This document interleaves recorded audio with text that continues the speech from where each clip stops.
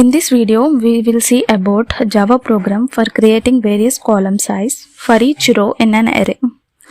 As always, defining the class and main at the starting of the program, declaring a two-dimensional array of rows 4 and columns. We will define number of columns for each row separately. Row size 4 means index starts at 0 and ends at 3. So 0, 1, 2, 3 are rows. Now declaring different sizes of columns for each row. A of 0 equal to new int of 1 means first row is of size 1, that is 0 index. A of 1 equal to new int of 2 means second row is of size 2 as it has two columns, that is with 0, 1 index. Next third row with 0, 1, 2 columns and as indexes. Next fourth row with 0, 1, 2, 3 indexes. Let me draw this to represent diagrammatically.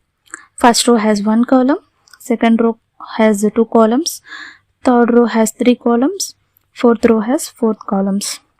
Size declaration is completed. Now we need to arrange the values for the defining variable I, j as which represents rows and columns, and k variable value as 1.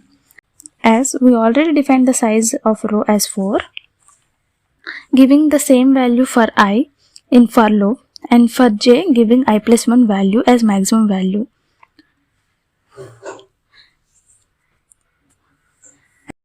Inside for loop, equaling the value of a of I and j equal to k, that is 1, and incrementing it to the next value. For better arrangement of elements in output, I am writing printing statement separately with for loops again. Here in printout we have given a of I of j plus, means it prints value of k, that is 1. And for space between lines, giving system out dot println braces. So this is for a of 0 of 0. For a of 1 of 0, already k value is incremented, that is 2.